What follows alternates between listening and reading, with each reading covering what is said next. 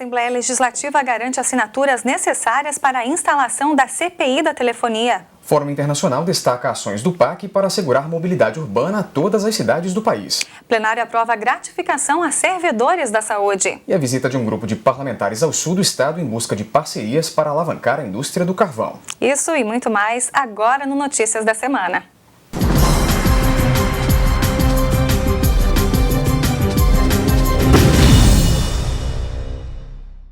Deputados da região sul do estado estiveram esta semana em Criciúma para tratar sobre a inclusão do carvão mineral como fonte geradora de energia. Os parlamentares visitaram diversos órgãos da cidade e discutiram políticas de incentivo à produção. No Sindicato da Indústria de Extração de Carvão de Santa Catarina, o presidente da Assembleia e demais deputados foram recebidos pelo presidente do sindicato, Rui Ilse, e pelo presidente da Associação Brasileira de Carvão Mineral, Fernando Zancan. Na pauta, as ações parlamentares para a inclusão do carvão mineral na matriz energética nacional. Já que o governo federal nos acena com a possibilidade de nós participarmos dos próximos leilões, a questão estadual é fundamental. Então esse papel e apoio também dos políticos de Santa Catarina a nível nacional é fundamental para que possamos tornar viável esses projetos, especialmente o projeto da Usitesc aqui, que é um projeto de 2 bilhões de reais, que é o maior projeto do estado de Santa Catarina, que poderá alavancar a economia do sul de Santa Catarina. Essa conjugação de esforço é importante e nós esperamos que dentro em breve a gente possa anunciar definitivamente que a Usitesc ganhou o leilão para a geração de carvão de energia elétrica a partir do nosso carvão. A próxima etapa, segundo os deputados, é construir uma política estadual do carvão com regime tributário próprio. A luta está apenas iniciando, né? Já está se constituindo uma comissão paralela à Comissão Gaúcha, discutindo com a Secretaria de Estado da Fazenda, já vendo o arranjo tributário e fiscal, para que nos permita dar igualdade de condição aos gaúchos de poder concorrer, competir no mercado, né, da geração e distribuição de energia. Na Unesc, os 3 parlamentares fizeram uma visita protocolar à reitoria da universidade. O encontro foi acompanhado pelo prefeito Márcio Búrigo e pelo vereador Daniel Freitas. O reitor Gildo Volpato e o vice-reitor Márcio Fiore ouviram dos deputados o pedido de apoio para debater o tema carvão. A intenção do parlamento é envolver a comunidade e os universitários para ampliar as discussões sobre o assunto. A ideia central é informar sobre as novas tecnologias que envolvem a produção de energia através do carvão mineral. Além de oferecer o espaço para que isso aconteça aqui dentro do campus, nós também nos colocamos à disposição com nossos pesquisadores, professores, mestres e doutores que têm conhecimento no campo, na área, para ajudar a enriquecer esse debate, trazer os conhecimentos, transformá-las em informações para que realmente possa criar, né, um conceito e entendimento na sociedade da importância da exploração do carvão, mas de uma outra forma, né, como fonte de energia, mas de uma outra forma para não repetir, é óbvio, o que aconteceu no passado. Mostrar para a população, a todos os envolvidos nessa cadeia, que a tecnologia para a exploração avançou, evoluiu. Países como a Alemanha, eu não canso de repetir, que tem no carvão 49% da sua matriz energética e é um país, do ponto de vista ecológico, que não pode ser questionado por ninguém, é um país ecologicamente correto. Então nós queremos fazer esse debate num campo neutro, isento e nada melhor do que a universidade oferecer o seu ambiente para a gente debater essa nova tecnologia, esse novo projeto que se pensa para a exploração do nosso carvão mineral aqui em Santa Catarina e no Rio Grande do Sul. Outro assunto repercutido esta semana foi a criação de políticas voltadas à pesca e à aquicultura. As novidades vieram de Brasília e foram trazidas pelo deputado Dirceu Dresch, do PT, que esteve na capital federal. O deputado Dirceu Dresch, do PT, subiu à tribuna para anunciar os resultados da viagem a Brasília. Em visita ao ministro da Pesca e Aquicultura, Marcelo Crivella, foi discutida a política para o setor em Santa Catarina, incluindo fornecimento de equipamentos novos e um projeto de acompanhamento técnico destinado aos aquicultores. Nós acertamos com o Ministério de que nós vamos fazer aqui inúmeros projetos, né? E vamos trazer para cá os técnicos do Ministério para poder ajudar a elaborar dentro da estratégia do Ministério esses projetos, e a ideia é justamente os consórcios, reunir um grupo de municípios e esses municípios se unificar numa estratégia de investimento na aquicultura e pesca da região. Outro tema tratado pelos parlamentares catarinenses na capital federal foi a construção da ferrovia que liga os municípios de São Miguel do Oeste até Itajaí, também conhecida como Ferrovia do Frango. Em reunião com o diretor da empresa de planejamento e logística, Bernardo Figueiredo, ficou decidido que as obras serão executadas pelo 1º Batalhão Ferroviário de Lages, ligado ao Exército. A informação é muito positiva, que talvez daqui a um ano já nós podemos ter o início das obras da ferrovia. A novidade que vem agora é justamente a participação do Exército de Lages, né, de engenharia, para construir a obra, né? Então isso é uma novidade, isso pode agilizar bastante o processo da construção da ferrovia. Também na semana que passou, deputados destacaram temas como a unificação das alíquotas do ICMS pelo governo federal. A preocupação dos parlamentares é que a medida acarrete perdas para o Estado. Entre os vários tributos que formam a arrecadação própria do Estado, o ICMS, Imposto sobre Circulação de Mercadorias e Serviços, é o mais importante. No ano passado, segundo a Secretaria da Fazenda de Santa Catarina, o ICMS representou 84% do total arrecadado, o equivalente a 12 bilhões de reais. Uma proposta do governo federal que tramita no Senado pretende unificar as alíquotas do imposto e deve trazer mudanças nesses valores. Segundo a proposta, os valores cobrados nas taxas interestaduais do ICMS, que hoje variam de 7% a 12%, seriam reduzidos gradualmente e unificados em 4%. O próprio governador do estado já se posicionou contra a medida, que poderia prejudicar Santa Catarina ao impedir uma série de incentivos fiscais nas transações entre os estados. No plenário, o tema também gera discussões. Enquanto alguns lembram que a unificação do ICMS poderá trazer para o Estado até 2 bilhões de reais de perdas anuais em arrecadação, outros lembram que o governo federal prometeu compensar Santa Catarina e os outros estados que sofrerem perdas com a criação de um fundo de compensação de receitas. Nós estamos extremamente preocupados porque Santa Catarina é um estado produtor e nessa transação comercial entre os estados, hoje nós vendemos os nossos produtos com ICMS de 7 a 12 e com a unificação nós vamos vender a 4. Portanto, Santa Catarina vai ser extremamente prejudicado. Nós vamos perder aproximadamente 2 bilhões de reais por ano. É um absurdo, isso nos assusta muito. Santa Catarina nós já estamos chegando a praticamente 5 bilhões por ano de renúncia e isenções fiscais nesta disputa entre os estados. Então, com certeza, Santa Catarina, depois de unificar ali no Brasil todo, que é um novo pacto, faz parte do novo pacto federativo, nós vamos ganhando, né? E claro, no primeiro momento vai se criar um fundo nacional para apoiar os estados que mais vão perder. Claro, os estados vão comprovar essa perda e tal, vão ter o apoio. Agora, como está, não pode mais continuar. E você vai ver ainda hoje, criada na Assembleia, uma nova comissão permanente. O grupo vai trabalhar na prevenção e no combate às drogas. Notícias volta já.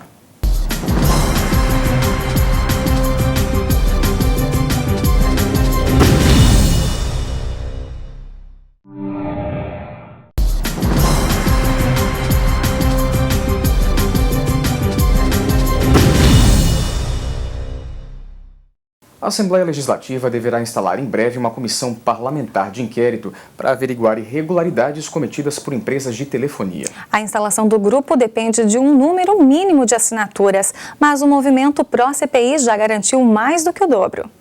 Nós pretendemos ainda no decorrer dos próximos dias coletar mais assinaturas, chegando o máximo que possível, se nós pudermos atingir os 40 parlamentares com as suas assinaturas, obviamente que nós vamos trabalhar para isso.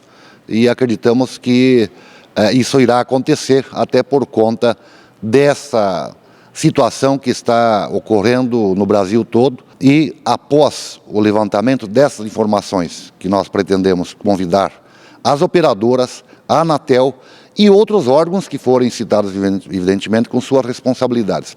Quando nós tivermos essas informações, aí sim nós vamos fazer o encaminhamento e responsabilizar se é as operadoras, se é a Anatel ou outro órgão, outra instituição de governo ou não, que venha a ter a responsabilidade por determinado problema levantado através da CPI. Falando em comissão, a Assembleia Legislativa acaba de criar um novo colegiado na casa. O grupo vai trabalhar na prevenção e no combate às drogas.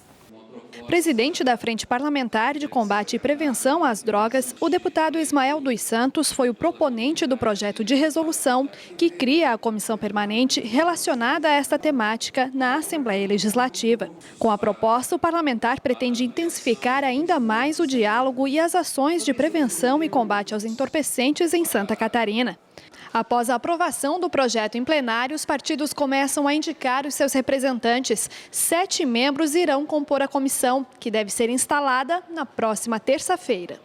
Ela traz já um legado consigo, e esse legado é o legado da Frente Parlamentar de Combate e Prevenção às Drogas, que durante 2 anos funcionou nessa casa e que agora passa toda essa herança para a comissão, e a partir desse legado que nós vamos estabelecer as prioridades, as metas, os alvos, os projetos, e como comissão nós teremos de fato uma amplitude maior. Outro projeto discutido em plenário aprova as contas do governo do estado referente ao exercício de 2009. O deputado Dirceu Dresch fez restrições à matéria e os parlamentares Neudi Sareta e Luciane Carminati, do PT, foram contrários ao projeto. O Tribunal de Contas já emitiu parecer aprovando as contas com ressalvas, justamente porque os recursos da educação não foram devidamente garantidos, cumpridos. Então, nesse sentido, nós entendemos que não adianta termos as ressalvas, nós identificarmos que não foi cumprido como se previa a legislação e a gente votar a favor. Então é por isso que eu me posicionei contra, porque entendo que o dinheiro da educação tem que ir para a educação.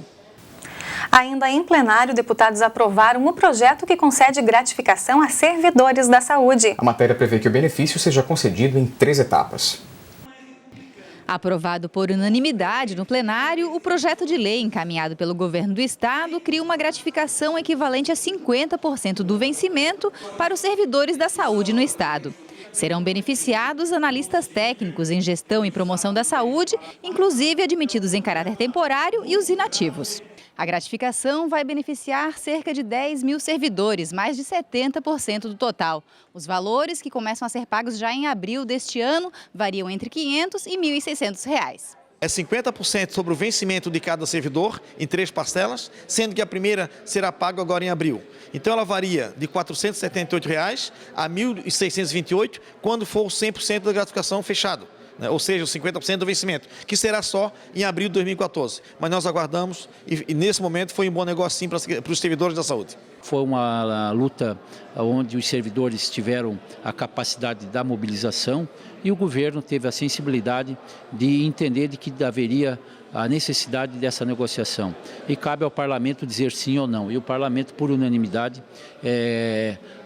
participou de todo o processo grevista naquele momento, e hoje o parlamento deu a sua palavra, indo para a sanção do senhor governador, esse projeto que institui a gratificação a todos os servidores da Secretaria de Estado da Saúde, perfazendo um total de quase 10 mil servidores. Falando em novas leis, representantes da área da saúde seguem no esforço para coletar assinaturas em Santa Catarina. O objetivo é endossar o projeto de lei de iniciativa popular que obriga o governo federal a aumentar o repasse de recursos para a área. A meta de Santa Catarina é recolher 45 mil assinaturas, o que corresponde a 1% do eleitorado catarinense. Durante a reunião desta quarta-feira, só a Pastoral da Saúde e a Conferência Nacional dos Bispos do Brasil confirmaram o recolhimento de pelo menos 43 mil assinaturas. Outras entidades que compõem o movimento ainda não têm uma estimativa concretizada, mas acreditam que a meta do Estado já foi atingida. Os números oficiais de assinaturas recolhidas em Santa Catarina deverão ser apresentados na próxima segunda-feira. O objetivo do Movimento Nacional Saúde Mais 10 é de entregar 1,5 milhão de assinaturas à Câmara dos Deputados no dia 10 de abril. Neste dia, será realizado o Congresso Nacional em Defesa da Saúde Pública em Brasília. O projeto de lei de iniciativa popular busca o repasse de pelo menos 10% dos recursos brutos da União para a saúde pública brasileira, o que representaria aproximadamente 35 bilhões de reais a mais por ano para investimentos em saúde. O objetivo é que até o dia 10 de abril até em comemoração ao dia 7 de abril, que é o Dia Mundial da Saúde, nós pretendemos estar com as assinaturas todas recolhidas e precisamos atingir a cota de 1.400.000 assinaturas, então, para dar entrada no Congresso Nacional a este projeto de lei de iniciativa popular, obrigando a União a aplicar no mínimo 10% de toda a sua arrecadação de impostos, das suas receitas brutas correntes, em saúde. Hoje chegou no meu gabinete 10.000 assinaturas, né? Foram 10.000 assinaturas que chegaram apenas durante esses últimos dias. Então nós estamos intensificando e aquela meta de 50.000 do estado de Santa Catarina já ultrapassou e quanto mais melhor, né? Eu acho que vamos ultrapassar, eu acredito, mais de 100.000 assinaturas. E veja ainda hoje, o Fórum Internacional discute em Florianópolis alternativas para garantir mobilidade urbana a todas as cidades brasileiras. O Notícias volta em instantes. Não saia daí.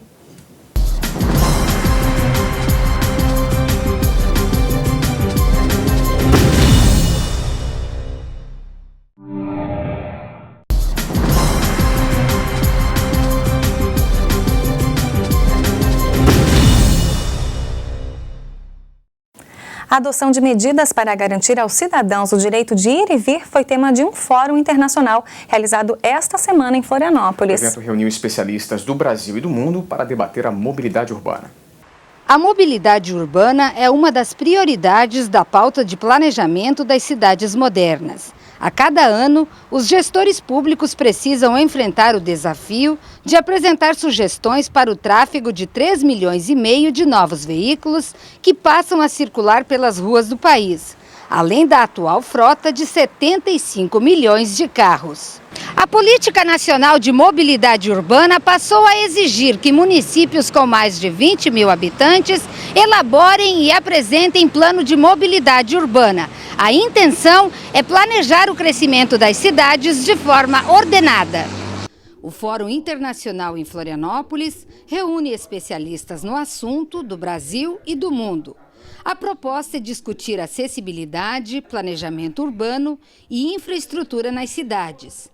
Apresenta ainda equipamentos, logística e meios de transporte que podem melhorar o dia a dia da população. Na palestra de abertura, o colombiano Guilherme Penhasola, diretor executivo da ONG canadense 880. O palestrante defende o uso de bicicletas com ciclovias seguras, como meio de transporte para pessoas de 8 a 80 anos. A solução tem que ser transporte colectivo en masa, pero el transporte colectivo en masa no lo recoge a uno en la puerta de la casa y lo deja en el destino. Entonces hay que ser una ciudad amable y segura, la seguridad para el pedestre, para el usuario de bicicleta, para conectarse con transporte colectivo en masa. O teleférico é uma das ideias apresentadas nesse fórum para os problemas de mobilidade urbana. Rafael Lemos, diretor executivo da Doppelmayr Brasil, é um dos expositores. Segundo ele, Florianópolis tem condições topográficas para implantar teleféricos. O sistema, considerado eficiente em todo o mundo, pode resolver, de acordo com o expositor, problemas que hoje são evidentes. Os sistemas teleféricos eles podem transportar normalmente capacidades de até 5.000 passageiros por hora em cada sentido. Isso pode significar aproximadamente 100 viagens de ônibus a menos por hora, ou mesmo 2.000 carros a menos em circulação por hora, se nós considerarmos hoje a média de ocupação desses dois tipos de transporte. A gerente de projetos do Ministério das Cidades, Lúcia Maria Mendonça Santos, apresentou no Fórum Internacional sobre Mobilidade Urbana em Florianópolis os projetos e aplicações previstos nas obras do PAC. A palestrante coordena o PAC 2, que trata da mobilidade das médias cidades do país. Entre as obras previstas com recursos de 7,5 bilhões de reais, estão, por exemplo, a construção de ferrovias, teleféricos, inclusive em Florianópolis, que já foi confirmado pelo governo, e aeromóveis, entre outros. Todas as obras têm financiamento com os estados e municípios. É nesse sentido que a gente vem procurando construir um transporte público de qualidade para fazer com que as pessoas que utilizam hoje o transporte motorizado possam, sem nenhum dano, se transferir para o transporte público de qualidade, seja ele através de pneus, seja ele através de trilhos, seja ele através de um teleférico, seja ele um barco, mas que exatamente que tenha essa nova cara da cidade do século XXI. O deputado José Milton Schaefer representou o presidente da Assembleia Legislativa na abertura do evento. Um estande do parlamento está montado no fórum. E segundo o deputado Schaefer, mobilidade urbana é uma das grandes preocupações do Legislativo estadual. O grande desafio da sociedade moderna é vencer essa barreira da mobilidade urbana. Nós conseguimos resolver a questão da comunicação, velocidade, ampla e democrática para todos, mas não conseguimos, atualmente, resolver a questão da mobilidade urbana e é hoje um dos principais problemas da sociedade aqui de Santa Catarina, bem como também do Brasil e do mundo inteiro. Por isso, esse fórum é uma ótima oportunidade para a interação, troca de informações, mas também se começar um processo de discussão de soluções para as questões de mobilidade urbana da Grande Florianópolis, mas também de todo o Brasil. Falando em mobilidade, a região da Grande Florianópolis terá o maior estudo na área já realizado no estado. É a proposta do Acordo de Cooperação Técnica entre o Banco Nacional do Desenvolvimento Econômico e Social e o Governo de Santa Catarina, que foi assinado esta semana. O objetivo do estudo é realizar uma ampla pesquisa para identificar a infraestrutura existente e planejada para a adoção de políticas públicas específicas. Também na semana que passou, o governo do estado assinou um contrato de 3 bilhões de reais com o BNDES. O financiamento é considerado o maior do estado. Parte dos recursos será destinada a obras e ações do Pacto por Santa Catarina. O presidente do BNDES, Luciano Coutinho, e o diretor do banco, Guilherme de Lacerda, vieram a Santa Catarina especialmente para a assinatura do convênio. O contrato com o BNDES, assinado pelo governador Raimundo Colombo, garante boa parte do financiamento dos projetos do Pacto por Santa Catarina. Vai melhorar muito a infraestrutura, seja ela rodoviária, nos hospitais, nas escolas, na área social, no sistema prisional, no sistema de segurança pública. Nós já fizemos os editais, nós já fizemos os projetos, portanto agora nós já estamos começando a executar as obras, porque no setor público só o fato de você ter dinheiro não significa que você resolveu. Precisa ter os projetos, precisa ter o processo burocrático de licitação, de contratação, isso a gente já fez. Agora é obra mesmo, é execução. A assinatura do contrato foi comemorada por lideranças políticas de diferentes partidos e também por empresários. O presidente da Assembleia Legislativa, deputado Juarez Ponticelli, diz que está sensibilizado com os investimentos que serão realizados no estado nos mais diversos setores, como educação, saúde e segurança pública. A nossa capacidade de investimentos gira na casa de R$1 bilhão ano para um orçamento de quase 20, porque infelizmente o restante do orçamento é comprometido já nas diversas áreas, nos diversos setores, nos mínimos concessionais, na manutenção da máquina. Então veja que sobra muito pouco para investimento. Nós vamos multiplicar essa capacidade de investimentos por 9 a partir de agora. É um momento importante, histórico, e esse conjunto todo de investimentos vai, com toda certeza, melhorar em curto tempo a vida dos catarinenses. A semana que passou também foi marcada pela posse do governador Raimundo Colombo como presidente do Conselho de Desenvolvimento e Integração Sul, o CODESUL. Ao assumir o cargo, o governador de Santa Catarina disse que pretende dar continuidade ao trabalho, principalmente nas questões da renegociação da dívida dos estados, dos valores do ICMS, do Pacto Federativo e da distribuição dos royalties do petróleo. Colombo ressaltou que os estados estão perdendo autonomia e se enfraquecendo, já que a arrecadação dos impostos está toda concentrada na União. Os estados estão sendo enfraquecidos, estão se enfraquecendo porque a arrecadação de impostos está sendo concentrada na União e isso tem trazido problemas operacionais para todos os estados. E também há uma judicialização de todas as questões. Essa dos royalties, então, foi o fim da picada. Quer dizer, o Congresso deliberou, houve um veto, derrubou o veto. Aí apenas um ministro não pode ter esse poder e chamou para si o impedimento do cumprimento de uma decisão. Isso penaliza todos os estados. O Conselho de Desenvolvimento e Integração Sul foi criado em 1961 pelos governadores de Santa Catarina, Paraná e Rio Grande do Sul. Em 1992, o estado de Mato Grosso do Sul foi incorporado ao bloco. O objetivo do CODESUL é buscar alternativas para os problemas de desequilíbrio regional do país e impulsionar a economia dos estados-membros. Raimundo Colombo recebeu o cargo de presidente do governador do estado do Paraná, Beto Richa, que fez um balanço da sua gestão. Foi uma gestão de importantes resultados, de reconhecidos avanços, onde nós, nesse trabalho de integração, conseguimos defender os interesses dos estados que compõem o nosso CODESUL, mas, sobretudo, a necessidade de integração no que se refere aos investimentos na área de infraestrutura e logística, para alavancar ainda mais o desenvolvimento sustentável da nossa região. E antes de encerrar, o Notícias leva você a um passeio pela exposição Cores e Traços da Natureza, do artista plástico Luiz Chibita. A mostra traz telas que retratam o cotidiano de Florianópolis, com destaque para personagens bastante pitorescos, como os pescadores e as lavadeiras. Nas cores, a beleza da simplicidade do dia a dia. Nas formas, a força do trabalho das pessoas mais humildes. Nas cenas do cotidiano, a homenagem a uma cidade onde presente e passado se misturam.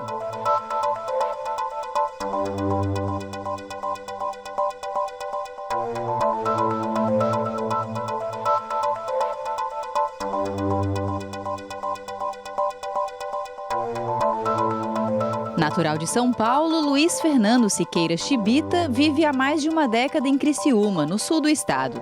Mas é o cotidiano de Florianópolis, a capital catarinense, que o artista plástico retrata nas 20 telas que pintou para a exposição Cores e Traços da Natureza. A exposição hoje está sendo no dia a dia da ilha, né? das pessoas, do trabalho da pessoa simples, do que acontece, do que a pessoa olha com simplicidade e geralmente as pessoas talvez não enxerguem o lindo, o bonito do dia a dia da ilha. Com 22 anos de carreira, Chibita utiliza em suas pinturas uma técnica que foi aprimorando ao longo do tempo. No acrílico sobre tela, o que surge é um estilo que ele chama de acadêmico impressionista. Ela não é tão perfeita em relação ao clássico, mas também não é tão impressionista a ponto de ser um abstrato. Então eu acho que fica o meio termo e isso que é o legal da mostra.